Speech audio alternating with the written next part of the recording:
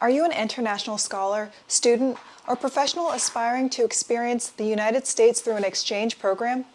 Navigating the complexity of the J-1 visa process may seem daunting, but fear not. Welcome to Direct U.S. Immigration's channel, where you get direct access to our most up-to-date immigration and global mobility space. I'm an immigration attorney with almost a decade's worth of experience, and today we're going to talk about the J-1 visa. Stay tuned.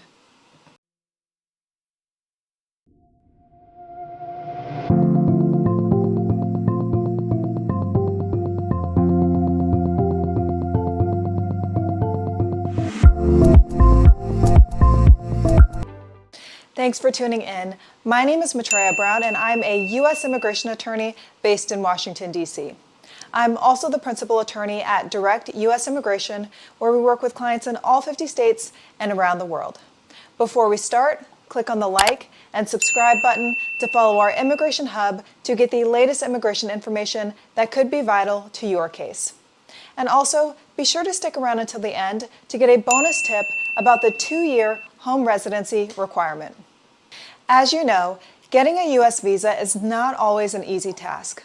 The length of stay for visas depend on the type of activity that you intend to do in the U.S. So today, we're here to discuss how you can obtain a visa while on an exchange visitor program in the United States.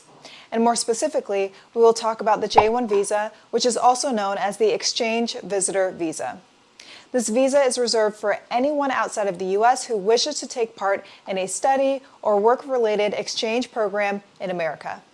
The J-1 visa has 15 categories of eligible roles and/or program types. They include the au pair, CAP counselor, college and university student, secondary school student, government visitor, international visitor, physician, professor, research scholar, short-term scholar, specialist, summer work travel, teacher, trainee, and intern. When you apply for a J-1 student visa under the college and university student program category, you can study at a college or university in the U.S. and remain in the country for the duration of your course or degree program. The duration of your stay in the U.S. on the J-1 student visa depends on the program you choose to pursue. So for example, if your J-1 visa is for a camp counselor program, you likely will have a short stay in the U.S. So for example, 4 months or over the summer. Whereas an au pair and research scholar programs could require J-1 visas that are valid for several years in the U.S.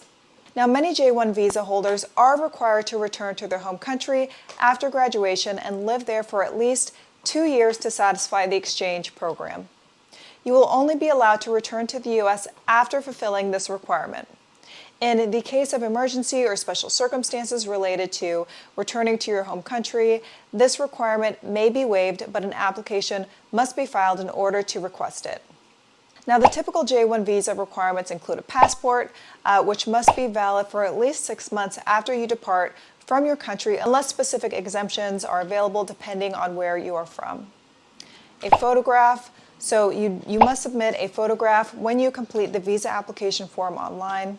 The non-immigrant visa application, which is form DS-160, as well as that confirmation page for the embassy or consulate. The visa fee receipt, form DS-2019. So after you have been accepted into your exchange program, your sponsor registers you into SEVIS, which is the Student and Exchange Visitor Information System.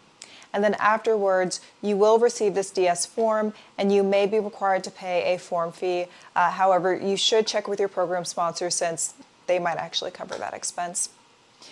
Also, form DS-7002. So if you are a participant in the J-1 trainee and intern categories, you will also need this form. And then J-1 visa health insurance. So you must have health insurance coverage, and it is the sponsor's responsibility to ensure that you have purchased one. So please keep in mind that other documents may sometimes be required depending on your specific circumstances. Now let's talk about the visa process. So getting a J-1 visa is a multi-step process. The following is the general application process, followed by a more detailed explanation of each step. The process can vary depending on your program and sponsor, and an immigration attorney can help you through this. Now the first is finding a J-1 sponsor. Then apply for Form DS 2019, complete Form DS 160, set up an interview with the embassy or consulate, pay the application fee, prepare your required documents, attend your visa interview, and enter the United States. Now, there are several benefits to getting a J-1 visa, so here are just a few. So you can gain experience in the United States. The J-1 allows foreign nationals to gain experience, and you can work in a wide range of fields. The J-1 provides an opportunity for foreign nationals to improve their English. You can also learn about American culture and learn relevant career skills. Also, your dependent spouse and children are eligible to come to the U.S. So most programs under the J-1 visa allow dependents, so unmarried children under the age of 21 and your spouse, to come to the U.S. in J-2 status. People with J-2 visas are eligible to work after an employment authorization document is applied for and issued.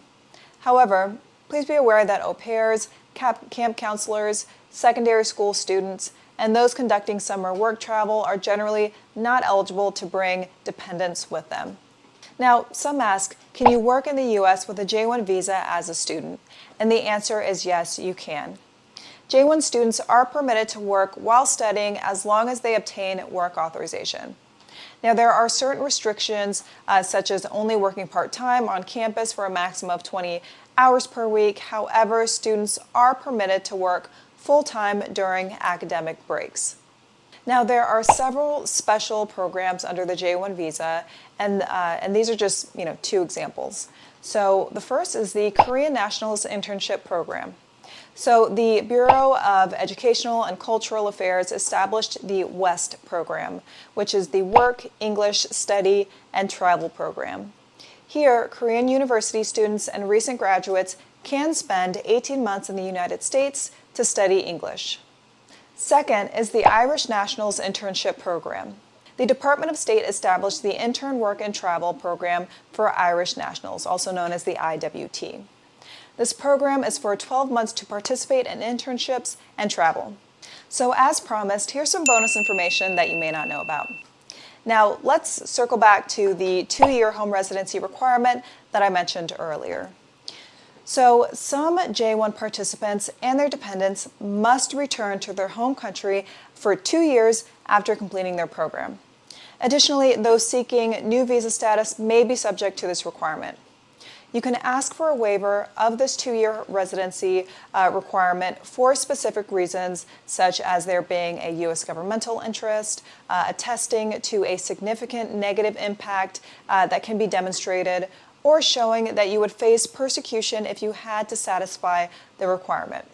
Last but not least, be sure to check out the caption below this video. We've got questionnaires for different types of visas so that we can help you determine which visa is most appropriate for you. And if you're traveling soon, we also have a list of some of my travel favorites. So I hope you found this video helpful. Subscribe if this content or information helps you in any way. Comment below if you want me to talk about something in specific, and share this resource widely because you never know who needs answers to these questions.